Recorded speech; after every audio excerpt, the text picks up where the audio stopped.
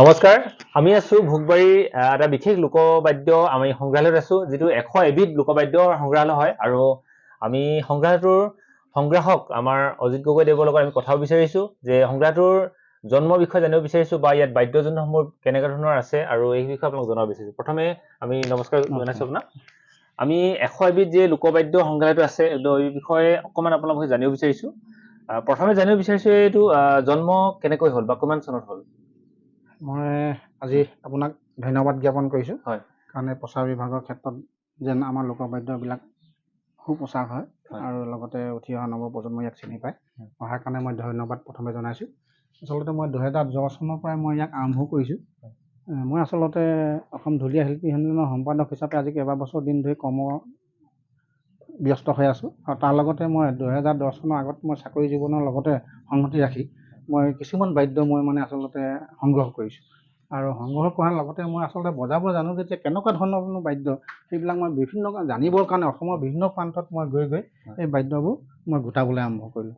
আৰু এই বাদ্যবিলাকে যাতে উঠি অহা নৱপ্ৰজন্মই চিনাকি হ'ব আৰু এই বাদ্যবিলাক যাতে উঠি অহা যুৱ প্ৰজন্মই যাতে বজাব জানে, সেইটোক লৈ মই আজি মোৰ ঘৰত প্ৰায় 15-20 জন ল'ৰা ছোৱালীৰ মাজে সময়ে আহি প্ৰশিক্ষণ লৈ থাকেই। আৰু সেইটোৱেই হওক আচলতে অসমৰ এটা চিনাকি হওক। সংস্কৃতি জীয়াই নাথাকিলে, বাদ্যযন্ত্ৰ জীয়াই নাথাকিলে আমাৰ অসমীয়া মানুহক চিনাকি দিয়া ভৱিষ্যতে খুব কঠিন বুলি ভাবি মই এই পদক্ষেপটো হাতত লৈছোঁ। তো এইখিনিতে আপোনালোক আৰু এটা কথা আমি জনাই থওঁ, পৰৱৰ্তী সময়ত খুব সোনকালে আপোনালোক আগবঢ়াম। গোটেই 100 এবিধ যি বাদ্যযন্ত্ৰ আছে গোটেইখিনি একেলগে আমাৰ গগৈদেৱে বুজাই দেখাব। আচলতে এখন ঢোলৰ ৰোজা হয়, লোকবাদ্যৰ যন্ত্ৰৰ ৰোজা হয়। গোটেই বাদ্যযন্ত্ৰখিনি তেওঁ বজাব পাৰে সুন্দৰকৈ আৰু তেওঁৰ গীতৰ লগত বজাই যি দেখুৱাব এটা অনুষ্ঠান আপোনালোকক খুব সোনকালে আগবঢ়াম। আমি এইখিনি আপোনালোকক জনাব বিচাৰিছো যে এই 100 এবিধ যি সংগ্ৰহালয় আছে, 100 এবিধ সংগ্ৰাহক তথা আমাৰ ঢোলৰ ৰোজা তথা লোকবাদ্যৰ ৰোজা বুলি আমি ক'ব পাৰোঁ। গতিকে তেখেতে যি সংগ্ৰহ কৰি থৈছে গোটেই বাদ্যযন্ত্ৰখিনিৰ বিষয়ে আপোনালোকক আজি জনাবলৈ বিচাৰিছোঁ। গতিকে প্ৰথমে মই গগৈদেৱৰ পৰা জানিব বিচাৰিছোঁ যে বাদ্যযন্ত্ৰখিনি যদি ভাগ কৰোঁ, চাল বাদ্য বা এনেকৈ ভাগ কৰোঁ, কেনেকুৱা ধৰণৰ ভাগ হিচাপে ভাগ কৰিব পাৰি? বাদ্যৰ কথা ক'বলৈ গ'লে বহুতে জানে বহুতে নাজানে বুলি মই ভাবোঁ। আমাৰ আচলতে প্ৰকৃত বাদ্য আচলতে 4 প্ৰকাৰহে। তৎ, সুখী, আনন্দ, ঘন, এই 4বিধ বাদ্য আমাৰ আছে। গতিকে এই 4বিধ বাদ্যই আচলতে বিভিন্ন ধৰণৰ বাদ্য, হাজাৰ হাজাৰ বাদ্য আছে তেনেকুৱা। যেনেকৈ তৎ বাদ্য বুলি ক'লে যিবিলাক আমি লৰাই বজাওঁ, কাঁড়ৰ পৰা ৰছীৰ পৰা যিবিলাক লৰাই বজাওঁ তৎ বাদ্য বোলে। সুখীৰ বাদ্য যিবিলাক ফুকি পেলাই বজাওঁ সেইবিলাক হ'ল সুখীৰ বাদ্য। যিবিলাক ঘন বাদ্য ইটোৱে সেইটোৰ লগত যোজা খাই যিবিলাক বাজে সেইটো হ'ল ঘন বাদ্য। আৰু হ'ল যিবিলাক আনদ্ধ বাদ্য, যিবিলাক দুয়োফালে চামৰাই আবদ্ধ মাজত খোলা, গতিকে সেইটো হ'ল আনদ্ধ বাদ্য, যেনেকৈ ঢোল। এতিয়া এই বাদ্যবিলাক আচলতে 4 প্ৰকাৰে বিভক্ত কৰা হৈছে। গোটেইখিনি খুব সুন্দৰকৈ বজাই দিয়াৰ কাৰণে আমি ধন্যবাদ জ্ঞাপন কৰিছোঁ। আৰু এই 4বিধ বাদ্যযন্ত্ৰই সৰ্বমুঠ আমাৰ 100 এবিধ, হয়তো 100 বিধ কৈছে যদি 100 বিধ কৈছে চাগে বেছি আছে। গতিকে আপোনালোকে চাব আহিব পাৰে। অনাগত দিনত তেওঁ এই বাদ্যযন্ত্ৰখিনি একেলগে বজাই যি অনুষ্ঠান কৰিব আপোনালোকে চাবলৈ নাপাহৰিব। তাৰ এইখিনিতে আৰু এটা কথা জানিব বিচাৰিছোঁ, অনুষ্ঠানটো গঢ়াৰ ক্ষেত্ৰত আপোনাৰ সহায় সহযোগিতা কেনেকুৱা ধৰণৰ পাইছে বা কেনেকুৱা ধৰণৰ আগবাঢ়িছে অনুষ্ঠানটো গঢ়াৰ ক্ষেত্ৰত? আচলতে গঢ়াৰ ক্ষেত্ৰত মই আপোনালোকে যেনেকৈ আহি আজি মোৰ ইয়ালৈ আহিলে মোৰ সেইটোৱে মই সন্তুষ্ট হৈছোঁ। কিয় আপোনালোকে যে চাবলৈ আহিছে, ঠিক তেনেকৈ ল'ৰা ছোৱালীবিলাক আহে ইয়াত অকণ প্ৰশিক্ষণ গ্ৰহণ কৰিবলৈ, মোৰ সেইটোৱে আনন্দ আচলতে। আৰু অন্যান্য কোনোবাই আহি যে মোক অৰ্থনৈতিকভাৱে কিবা সহায় কৰিছে সেইটো আপোনালোকে নাভাবিব। মোক আজিলৈকে তেনেকুৱা ধৰণে কোনো সহায় কৰিবলৈ অহা নাই, কিন্তু চাবলৈ আহে, শিকিবলৈ আহিলে মোৰ সেইটোতে আনন্দ আচলতে। আৰু ভৱিষ্যতে যাতে জীয়াই থাকিব। আপোনালোকে যাতে মই হয়তো ইহৰ লীলা ত্যাগ কৰিলেও যাতে আপোনালোকৰ দ্বাৰা এই বস্তুবোৰ যাতে থাকি যায়। গতিকে আপোনালোকক মই জনাব বিচাৰিছোঁ, কাৰণ হেৰাই যাব পৰিচয় আমাৰ বহুত লোকবাদ্য আছে যিবিলাক আমি নাম শুনি থাকোঁ বা আমি দেখি পাবলৈ আমাৰ দেখা অৱস্থাত নাই বা আমি বজোৱা অৱস্থাত নাই। গতিকে তেখেতে কিন্তু এই গোটেই লোকবাদ্যখিনি দুৰ্লভ হেৰাই যাব বিচৰা বাদ্যবিলাকো সংগ্ৰহ কৰি বা তেওঁলোকে বজাব পৰা অৱস্থাত সংগ্ৰহ কৰি ৰাখিছে। গতিকে গোটেই কথাখিনি বা তেখেতৰ কেনেকৈ সংগীতৰ লগত জড়িত হ'ল বা গোটেই কথাখিনি এটা ভিডিঅ' খুব সুন্দৰকৈ আপোনালোকে আগবঢ়াম। গতিকে আমাৰ চেনেলটো বিচাৰি চাব। এতিয়া আমি জানিব বিচাৰিছোঁ সংগ্ৰহালয়টোৰ বিষয়ে আপোনাক জনাব বিচাৰিছোঁ। গতিকে সংগ্ৰহালয়টো গঢ়াৰ ক্ষেত্ৰত আপোনাৰ আৰু ইয়াৰ কিবা স্মৃতি জড়িত হৈছে নেকি বা কাহিনী আছে নেকি ৰাইজক জনাবলগীয়া, বা ইয়াত আপোনাৰ ভাল লগা বেয়া লগা কিবা? মই আচলতে মই সৰুৰ পৰা আচলতে বাদ্য ভাল পাওঁ। মোৰ মা দেউতাই কয় 12 বছৰ 10 বছৰ সময়ৰ পৰা মানে ঢোল বজোৱা কথাবিলাক কয়, কান্ধত ঢোলটি লৈ ঘূৰি ফুৰোঁ বুলি। গতিকে সৰুৰ পৰা মই বিহু কৰিছিলোঁ, সৰুৰ পৰা ঢোল বজাইছোঁ, সৰুৰ পৰা মই মানে তেনেকৈ ওজা শিকিবৰ কাৰণে আগবাঢ়ি গৈছোঁ। ঠিক তেনেকৈ গোটেই বাদ্যবোৰ মই ভাল পাওঁ। অসমৰ বিভিন্ন প্ৰান্তত ঢোল বজাবলৈ যাওঁ, তোলনীয়া বিয়াত ঢোল বজাবলৈ যাওঁ। যাওঁতে দুই নিশা থাকোঁতে অন্যান্য বাদ্যবিলাক দেখোঁ, অচিনাকি বাদ্যবিলাক আনি মই তেনেকৈ সংগ্ৰহ কৰিবলৈ আৰম্ভ কৰিছিলোঁ। এটা দুটাকৈ আনি আজি মই অসমৰ বাহিৰলৈ গ'লেও কিছুমান বাদ্যবিলাক চাওঁ। ঠিক চুকে কাণে থকা বাদ্যবিলাক মই মানে কি কৰি মানে মনতে সংগ্ৰহ কৰা এটা পৰিকল্পনা হাতত লৈছিলোঁ।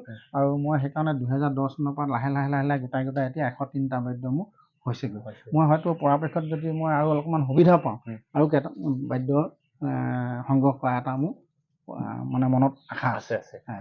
কিন্তু আৰু এটা কথা মই ধৰি লওক জানিব বিচাৰিছোঁ, এই লোকবাদ্যখিনি যদি আমি জনগোষ্ঠী হিচাপে ভাবোঁ, বেলেগ বেলেগ জনগোষ্ঠীয়ে ব্যৱহাৰ কৰাই আছে নে কেনেকুৱা ধৰণৰ জনগোষ্ঠীসকলৰ আছে, মানে অকল অসমীয়া? নহয়, মোৰ আচলতে কি হয়, বাদ্যবিলাক বেলেগ বেলেগ জনগোষ্ঠী বুলি ক'বলৈ এতিয়া অলপমান মনত বেয়া লাগে, মানে অলপ মনলৈ বেলেগ ধৰণৰ ভাৱ এটা আহিব। মই সেইকাৰণে আছে, মই যদি আপোনালোকক কওঁ প্ৰতিটো জনগোষ্ঠীৰ বাদ্য ইয়াত আছে।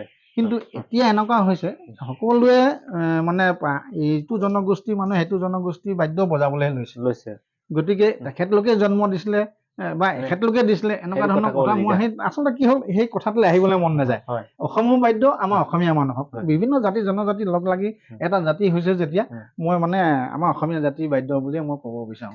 যদি আপোনালোকে বিচাৰে যে সোধে, তেতিয়া মই ক'ব পাৰিম যে এইটো আমুক বাদ্য বুলি, কাৰণ মই তেখেতলোকৰ পৰা আনিছোঁ, তেখেতলোকক শিকিছোঁ, তেখেতলোকৰ ওচৰত গৈ। কিন্তু আজি আমাৰ ল'ৰাবিলাকৰ তেনেকুৱা বাদ্য বজায়। নহয়, আৰু এটা কথা আমি জানিব বিচাৰিছোঁ যে লোকবাদ্যখিনি সংগ্ৰহৰ ক্ষেত্ৰত আপুনি ধৰি লওক গোটেইখিনি কিনি আনিবলগীয়া হৈছে নে বনাইছে নে, বা আপোনাৰ কোনোবা সহায় যোগিতা আগবঢ়াইছে? আচলতে কিছুমান বাদ্য মই নিজে বনাইছোঁ, বাঁহৰ বাদ্যবিলাক মই নিজে বনাইছোঁ, আৰু দুই এটা সৰু সুৰা বাদ্যবিলাক বনাইছোঁ। বাকীবিলাক মই বাদ্য মিস্ত্ৰী দ্বাৰা বনাই মই নিজে মানে মুচিয়ালৰ ওচৰত গৈ বনাই আনিছোঁ। আৰু দিনে ৰাতিয়ে মই কেতিয়াবা লাগোঁ নিজৰ বাদ্যকেইটা নিজে বনাবলৈ চেষ্টা কৰিছোঁ আচলতে। ঠিকে। আৰু এটা কথা মই ধৰি লওক মোৰ মানে মনলৈ আহিছে, বা আপোনালোকৰ মনত চাগে আহিছে, যে চাই থকাসকল আপোনালোকে যে এই লোকবাদ্যৰ ক্ষেত্ৰত যদি আমি সংখ্যা হিচাপে কৰোঁ, বা যে 100 বাদ্য দেখিছোঁ, এনেকুৱা বাদ্য সময় লোকবাদ্য আৰু কিমান মান হ'ব পাৰে, বা আপোনাৰ সংগ্ৰহ মানে সংখ্যাটো বাঢ়ি গৈ আছে নে, আৰু এই বিষয়ে অকণমান কওকচোন বাৰু। নাই, লোকবাদ্য মানে বহুত বাদ্য আছে। এই 100 বাদ্য আপোনালোকে নিশ্চয় সাধাৰণ, এটা অংশহে, এটা অংশ বুলি কয়। মানে বহুত বাদ্য আছে, বিভিন্ন জাতি জনজাতি বাদ্য এনেকুৱা চুকে কোণে সোমাই আছে মানে নহয়, সেইবিলাক আজিকালি মানুহে একেবাৰে চিনি নাপায়। আৰু আনকি এটা জনগোষ্ঠীয়ে এতিয়া আজি চুপিং বাঁহীটো, আজি যদি মিৰিসকলে যদি চুপিং বাঁহীটো বজাইছে নহয়, সেই আজিকালি উঠি অহা নৱপ্ৰজন্মই চুপিং বাঁহীটো চিনি নাপায়, কাৰণ প্ৰয়োজন নাই। মই ক'লো নহয়, বীণখন আমি বিহু যেতিয়া আমি 78ত আমি যেতিয়া বিহু কৰোঁ, তেতিয়া আমি প্ৰতিযোগিতাত নামোতে আমি বীণখন বজাওঁ, হুঁচৰিত, মুকলি বিহুত নহয়, হুঁচৰিত বীণখন পাওঁ। কিন্তু প্ৰতিযোগিতাতো আমি তেনেকৈ প্ৰাইজ পাইছিলোঁ। কিন্তু এতিয়া হুঁচৰিত বীণখন বজালে তাত প্ৰাইজে নাই। আমি মানে মূল চাৰ্টখনত মানে বীণৰ কোনো চাৰ্ট নাই। গতিকে বীণখন ক'ত বজাব এতিয়া?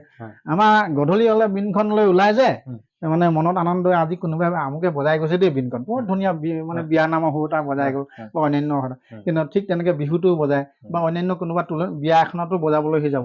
কিন্তু এতিয়াতো বজাবলৈ স্থান নিদিয়া হ'ল সমাজে, গতিকে ই লুকাই গৈছে, ই ধোঁৱা-চাঙত উঠিবলগীয়া হৈছে। ঠিক তেনেকৈ বহুত বাদ্য লুকাই আছে মানে। আনকি আৰু কিছুদিনৰ পিছত টোকাৰীখনো নাইকিয়া হৈ যাব, আপোনালোকে চাই থাকিব, টোকাৰীখনো হেৰাওঁ অৱস্থা হয়। এতিয়া টোকাৰীকেইটাত আমাৰ এতিয়া ধৰি লওক যিকেইজন জ্যেষ্ঠসকল আছিলে, তেখেতলোকৰ নামটো আছে, কিন্তু এতিয়া নতুন প্ৰজন্মক টোকাৰী গীত গাবলৈ মানুহে সুবিধা নাই দিয়া। ঢোলৰ ওজা ঢোলটো লাহেকৈ হেৰাই যোৱাৰ সম্ভাৱনা আছে, মোৰ ধাৰণা। কাৰণ আজি সেই ঢোলটো আজি ইমান বিহুৰ দিনত ঢোল বজোৱা মানুহবিলাক নেমাতে নহয়। গতিকে এই এটা সময় লৈ বুলি ভাবি থাকিলে নহ'ব, কাৰণ এই বস্তুবিলাক আমি জীয়াই ৰাখিলেহে আমি নিজক নিজে চিনাকি দিব পাৰিম। মই সেইটো বুলি ৰাখিছোঁ আচলতে। এইখিনিতে আমাৰ দৰ্শকসকলক বা ইয়াত লোকবাদ্য সংগ্ৰহৰ ক্ষেত্ৰত আগ্ৰহীসকলক আপুনি কি ক'ব? যিসকলে চাই আছে তেওঁলোকৰ লোকবাদ্য হিচাপে নিজৰ অঞ্চলৰ প্ৰত্যেকৰে নিজৰ অঞ্চলৰ লোকবাদ্য চাগে এটা মানে ভাণ্ডাৰ আছে প্ৰত্যেক ঠাইতে। আগ্ৰহীসকল কোনোবা যদি আছে, তেওঁলোকে যে এনেকুৱা এটা সংগ্ৰহালয় বনাব বিচাৰে, তেওঁলোকক উপদেশ কি দিব আপোনালোকে? মই আচলতে প্ৰত্যেক যদি তেখেতলোকে সংগ্ৰহ কৰিব বিচাৰে, প্ৰত্যেকে সংগ্ৰহ কৰি ৰখাটো প্ৰয়োজন আছে বুলি ভাবোঁ। কাৰণ আজি মই ইয়াত বনাইছোঁ, হয়তো কোনোবাই আহিব নোৱাৰিবও পাৰে মোৰ ইয়াত। গতিকে স্থানীয় জেগাত নিজে নিজে ইয়াৰ যিবিলাক হেৰাই যাওঁ হৈ গৈছে তেনেকুৱা বাদ্যবোৰ ৰাখি থোৱাটো প্ৰয়োজন আছে বুলি ভাবোঁ। কাৰণ আজি আপোনালোকে চাওক, মোৰ মই নিজেও আহোম, মোৰ দেউতাসকলে আহোম উপাধি লিখে, কিন্তু আজি আহোম সম্প্ৰদায়ে বিভিন্ন ধৰণৰ অনুষ্ঠান পাতে, ধৰ্মীয়মূলক অনুষ্ঠান পাতে। ধৰ্মীয়মূলকভাৱে আজি ৰজা চুকাফা মহাৰজাক আদি কৰি ধৰি লওক, আপোনালোকে যদি আমি ৰজাৰ মানে আমাৰ আহোমসকল কেনেকৈ অসমলৈ আহিছিল বুলি যদি কওঁ, তেতিয়া ঢোলে ডগৰে আহিছিল, আগবঢ়াই আনিছিলে। আজি সেই ঢোলটো আজি আমাৰ কি কয় আমাৰ অনুষ্ঠানত ব্যৱহাৰ নকৰা হ'ল। গতিকে আমি নিজে হেৰুৱাইছোঁ নাই, এইটো চব আমি নিজে হেৰুৱাবলগীয়া হৈছে। গতিকে ঢোলৰ চলনা বজাই ৰজাক আসন গ্ৰহণ কৰাইছিলে, আগবঢ়াই আনিছিলে ঢোল বজাই চলনা বজাই, কিন্তু সেই বস্তুটো এতিয়া নাইকিয়া হৈ গ'ল। আমি নিজে এটা বাদ্য যদি আমি নিজে হেৰুৱাই যাওঁ, আজি আমাৰ বিশেষকৈ আমাৰ নিজৰ জাতিটোৰ কথা কৈছোঁ, আহোমসকলৰ কিছুমান বাদ্য আমাৰ প্ৰায় নাইকিয়া হৈ গৈছে। যদি মোক কোনোবাই সোধে মই কি আছিলে বুলি, আজি আপুনি চাওক কাঁহতলীখন আমাৰ খেতিয়কসকল কোন হয় নাই বাৰু, আমি যদি চাবলৈ যাওঁ ঠিক সাধাৰণ মানুহ। গতিকে সেই বস্তুবোৰ নাইকিয়া হৈ গ'ল। এতিয়া জলকাঁহখন আমাৰ নাই, চিনি নাপাই লয়, মই সেইকাৰণে ৰাখিছোঁ ইয়াত, জলকাঁহখন ৰাখিছোঁ। ঠিক তেনেকুৱা ধৰণৰ বস্তু কিছুমান আৰু আছে মানে, সেই বাদ্যবোৰ আমি নিজে বাদ্যবোৰ নামো অলপ বেলেগ হৈ যায়, নাম বেলেগ হৈ যায়। এটা ভিডিঅ'তে দেখুৱাইছোঁ যে আমাৰ লোকবাদ্যই যে 100টা বুলি কৈছোঁ, গোটেইখিনি ভিডিঅ' আমাৰ দুলভখিনি আপোনাক দেখুৱাইছোঁ। গতিকে চেনেলটো বিচাৰি চাব যে 100 বাদ্য একেলগে ইয়াত যি সংগ্ৰহ কৰি আছে, সেইটো এটা ভিডিঅ' ইতিমধ্যে আগবঢ়াইছোঁ আপোনালোক। গতিকে বাদ্যসমূহ কেনেকুৱা মানে হয়, নাম কি আৰু দেখিবলৈ কেনেকুৱা, সেই ভিডিঅ'টো বিচাৰি চাব। নিশ্চয় আপোনালোকে বাদ্যযন্ত্ৰৰ বিষয়ে কিছু তথ্য পাব বুলি ভাবিছোঁ। আৰু সংগ্ৰাহটোৰ বিষয়ে চমুকৈ কথা আপোনালোকক আগবঢ়াইছোঁ, যিখিনি কথা সংগ্ৰাহটোৰ জন্মৰ কথা আপোনাক আগবঢ়ালোঁ।